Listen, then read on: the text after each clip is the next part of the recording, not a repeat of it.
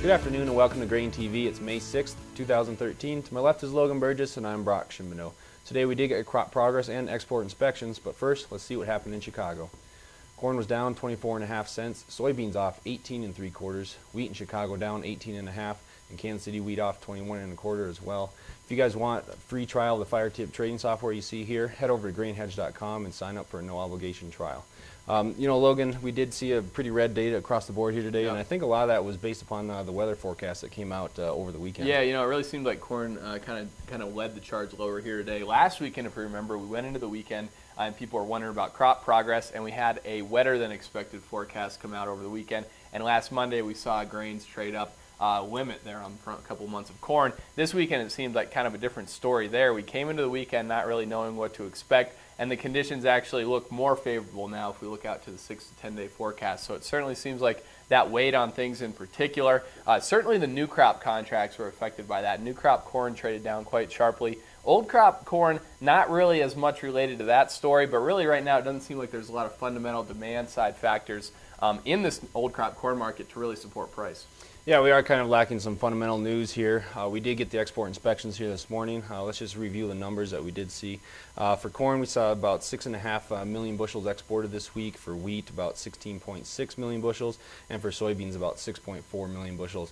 For corn and for soybeans, corn and wheat, we really came in below expectations there. Yeah. I don't really think it had much of a bearing on the market, but I think for soybeans, we did come in towards the high end of expectations. So I think that did initially prop up the soybean market here initially. But let's take a look at where we're standing for this marketing year. If we take a look at this chart here that we've been following this marketing year, you can see the green line is what we need to see for a seasonal pace to meet the current USDA projections of about 800 million bushels leaving the country this year for corn. The red bars is what we actually are seeing, so we did fall a little bit short on that seasonal pace for corn. We turn our attention here to wheat. A little bit of a different story than we've seen over the last several weeks.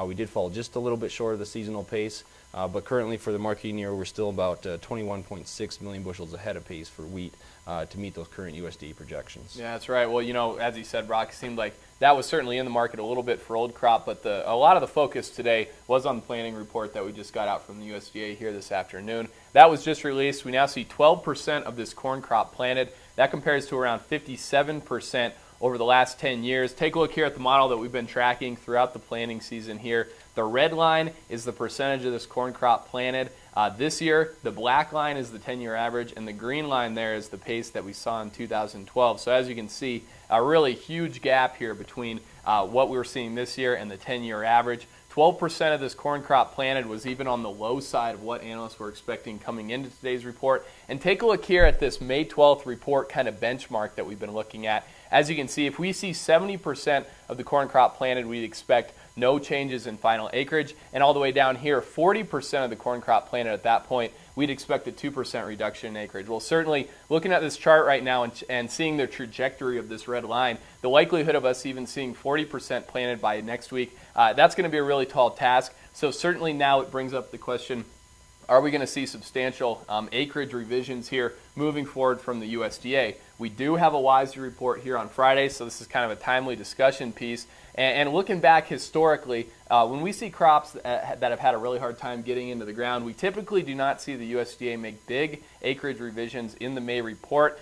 So certainly that's kind of our bias coming into this here. We'll be talking about that, though, more as we move through the week here. As I said, that report is on Friday, and I know here in the next couple days, Brock, we're going to be breaking down market expectations for the report and what might be some good ways to position yourself there coming into that. But in general here, this report not very good for corn planting pace. As I said, 12% of the corn crop planted. Looking over at beans here, we did have beans reported as well. 2% of that crop's planted. That compares to a 5-year average of 12% planted at this point in the planting season. So clearly, we know things are slow, but I think today's report made it clear that things are even a little bit slower than what people were expecting. And let's not forget about wheat either. Spring wheat is actually behind pace as well. Yep. We saw pretty poor conditions, and conditions actually got downgraded again for the winter wheat crop by another percent. Right. And that comes on the heels of the Kansas City crop tour last week that reported expected yields that were pretty good, not too far below average. So that's something we'll definitely have to pay attention to as we continue to move through this production season. Yeah, certainly a lot of moving parts in this grain market here this week. As I said, Friday is kind of the big day. That's when we're going to be getting the USDA WASDE report.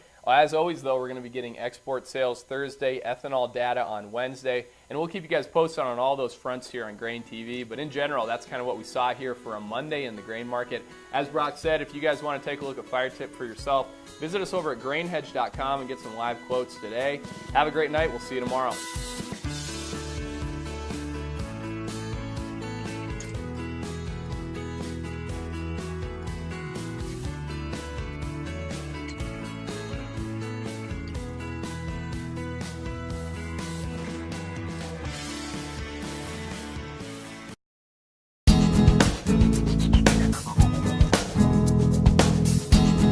I'll have to be honest with you. First thing I'm going to mention right up front is it's free. I like this service when it's free because, you know, you can tie up a lot of money in different services, and from experience I found out that sometimes you can pay a lot of money and you may not be getting that much out of it.